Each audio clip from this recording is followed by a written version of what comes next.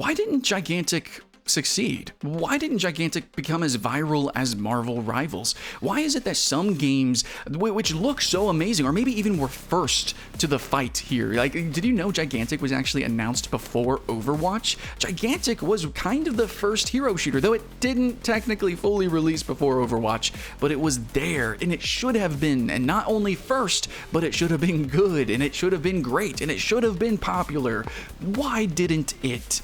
And I think I have a reason why Gigantic and many other games fail.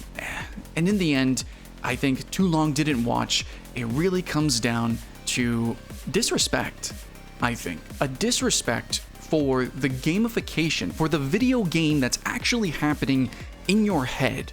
You know, Gigantic, more than most games, especially now that I am a savant, actually, at these types of titles. I got Celestial 2 and Marvel Rivals. I went and did esports stuff with Overwatch journalistic. I actually went to the circuit when they were doing that, which was awesome. I got to Masters inside of Overwatch. And as well, my first, real competitive, PC shooter that I really got into, as soon as I got my first MacBook when I was in video game design school for Full Sail, was the first thing I downloaded was Team Fortress 2. So this has sort of been my thing, and I really enjoyed MOBAs and other character-based games, fighting games, sure, but games like Smite really started to escalate my concepts, my ideas in Team Fortress 2, oh man, what can we do in a shooter environment, 3D, action, with different heroes, weird, wacky abilities, and I think right now we can all admit that it's really peaking with Marvel Rivals.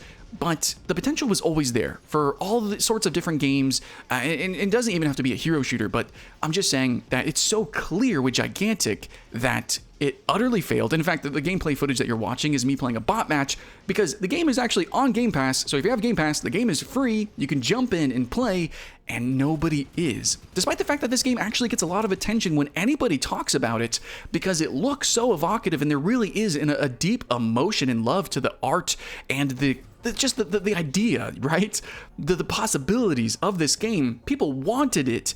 And I think even now they're like, oh man, I just wish some people were playing so I could jump in, because it's still a little wacky time. But it's not living up to its potential because the developers initially disrespected or did not really, I think, fathom the actual gameplay, if this makes sense. I know a lot of people don't consider this, which is why I'm trying to make a novel video, so stick with me, but eye to eye, guys. Basically, when you play a game, it's not just on the screen. It's not just your fingers touching buttons. There's something happening in your head. There is a philosophy of play that is occurring. There are gears, grinding up against each other inside of your head. And sometimes it feels really good. And there's different flavors of this. And I think hero shooters especially kind of get it. If you want to play a certain character inside of a hero shooter, from Overwatch to Marvel Rivals or Apex or what have you, it is a totally different experience. The different mains of these different characters are literally different types of people. And it's really cool when you even go out of your comfort zone and you can feel it, from sniping to healing to, obviously tanking and or being a diver. And you have all these different roles and aspects that you can do. And already just by me saying that, if you can visualize it, unless you have aphantasia, then that's awkward. But if you are visualizing it, you understand that it's not just gotta aim real good with my fingers, with my hand, gotta press the buttons real good at a good reaction time to heal my teammates. I gotta have an assertion and a fearlessness in order to tank. No, it's everything combined. The strategy, tactics, mechanical, and then the creativity within those three aspects of skill that are all playing within the sort of mind palace that you have. The movie that's being projected, by your observer, analyzing your own mind. There is something special happening there. Now, I know this is getting a very woo-hooey for some of you guys, but let's try to summarize it. Chess is pretty obvious, right? It's a game that if you look at it, nothing happens. It's not a video game. Nothing is happening. You have no feedback other than you move pieces, your opponent moves pieces, you see where those pieces move. But if you know anything about anything, the game is obviously not quite just the board. It's not just like this person moved this piece here, and so I must respond in this way because of this calculation. There's even a fight with that, and it's really intense. Understanding the weaknesses, the memorization, and the pattern finding inside of chess. It's almost like mental boxing. I think is very often and maybe even eloquently put by a lot of people. Okay, well, when we play or make video games especially, I think we forget the mental boxing aspect, the movie that's really happening inside of our minds as we understand the game properly. It's not just, there's enemy on screen shooting me, need to click button. Okay, we're beyond that by far by now. I mean, I actually really like that some people are even creating verbiage for these different mental mechanics or even mental, I would say, disabilities that occur during a match. For instance, if you actually play anything like teamfight tactics or card games, there is something that people would describe as being dizzy. It does not mean literally dizzy. You are not spinning around physically. The gameplay as a card game is not spinning around, making you nauseous or dizzy like a VR game or Marvel Rivals can when you're playing Spider-Man, or trust me, but you get dizzy in terms of the amount of decisions that you're trying to make in a certain amount of time, and you have a certain amount of like mana or juice and here's where we kind of get ambiguous because this is sort of fringe concepts. The philosophy of play and especially of gaming is actually really new and very disrespected, especially in, I think, academia. But what I find so surprising is that in AAA studios, more than most, but just in general, game designers kind of forget what it really means to be playing a game. They just think literally surface level, pixels to eyeball, eyeball to fingertips, and they completely miss the fantasy that's actually the reality of what it means to play a game. So we kind of rambled a little woo-hooey for a little bit too long. Let's go give some direct examples.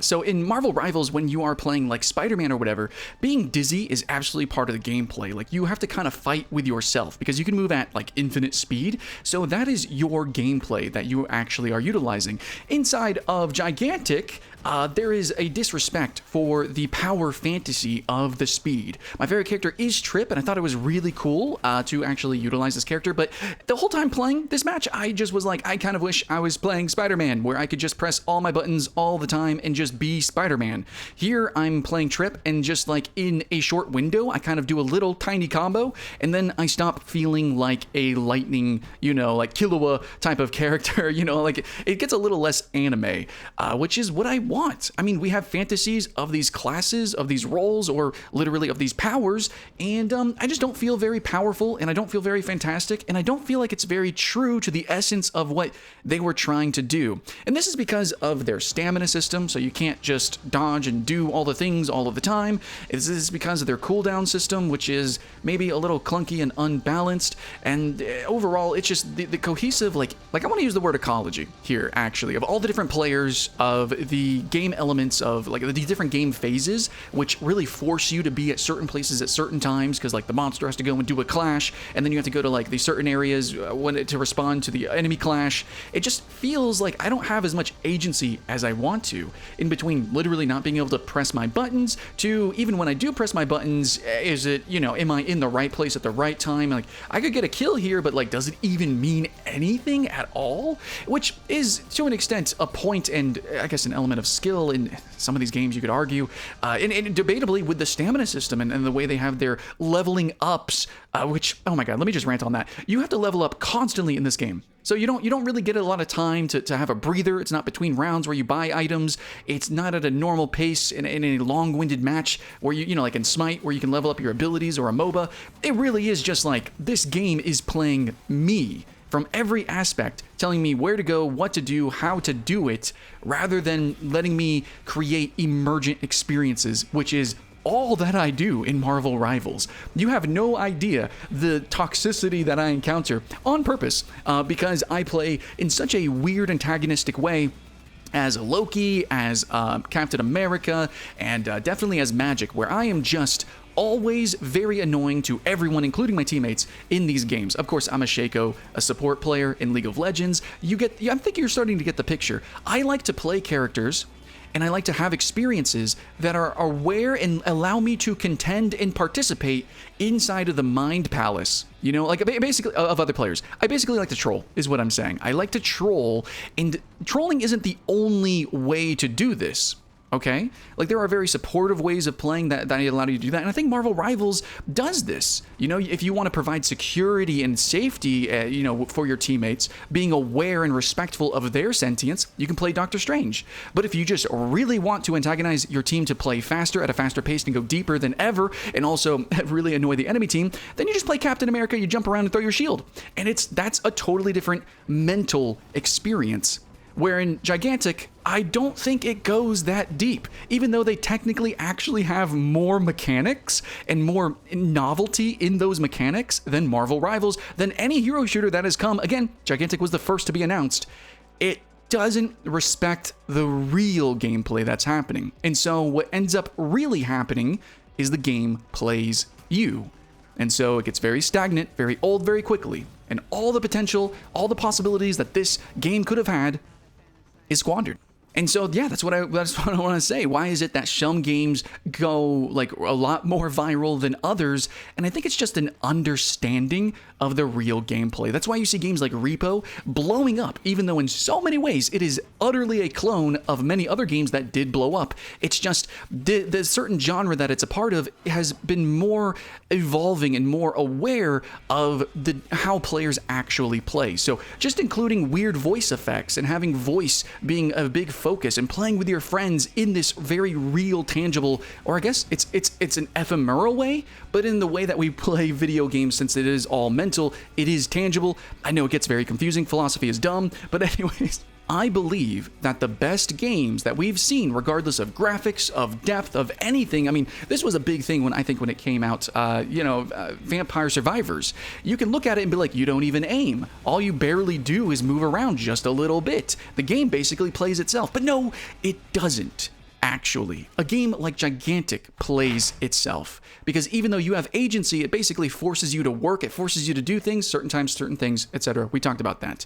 But other games allow you to be more expressive. Even if mechanically it doesn't give you a W or do this or that, there's just ways to create games, and it's all coming from different mechanics, different aspects. But philosophically, if you design a game completely and utterly aware of the projected mental experience from a gamer, then I think you can't go wrong. That's what it means to be fun. It doesn't mean bright colors and cool animations and jumping around and hooping and hollering or whatever. That's not quite it.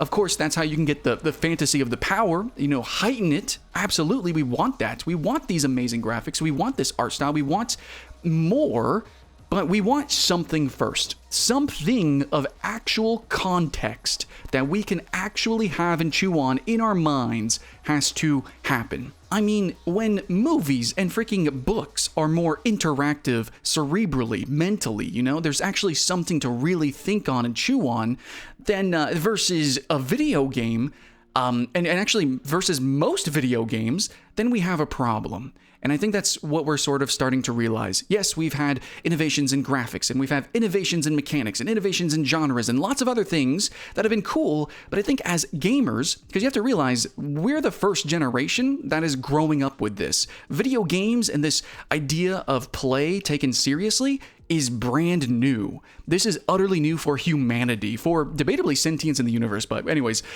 this is all new and we're all learning. And so I think we're all kind of becoming a little bit more conscious of this game looks realistic, and this is happening a lot with the Call of Duties, but am I just kind of doing the same thing? I'm a little railroaded here. I'm just it's like I should be able to do all these things, but it's kind of a lie, etc., etc. And I think that's why we look at indie games that are made from people who want to play their own games, who just want to make a playable experience, a truly gamed experience, and that's why we love them versus basically anything else.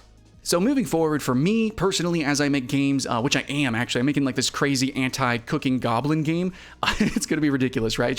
But this is all I want to take this philosophy in mind, and I think everyone else should, because I've only ever seen complete evidence that it is correct.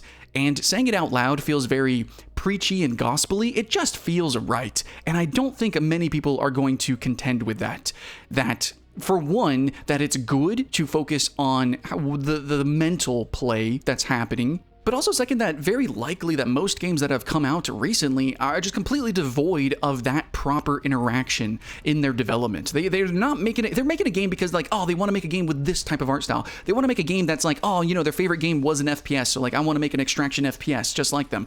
They're making games kind of for the wrong reasons, and they're doing the wrong things. What you need to do is respect the sentience of your fellow human being and respect also the fantasy that you yourself have. Why do you have this evocation to make this game? And don't just make the surface painting the vision of that game go deeper and further and really bring it to life. And to bring it to life, you have to realize it's more than pixels on the screen. That's my rant. I miss Gigantic. It could have been more, and I hope we can learn from its and many other games' failings and bring them back, resurface them, re-alive them, I don't know, microwave them, put them in the air fryer, and even if they're shitty graphics, bad art, not as good animations, just focus on that purity of play, and I think we'll be okay. Much love, friends and family. I'll see you in the next one.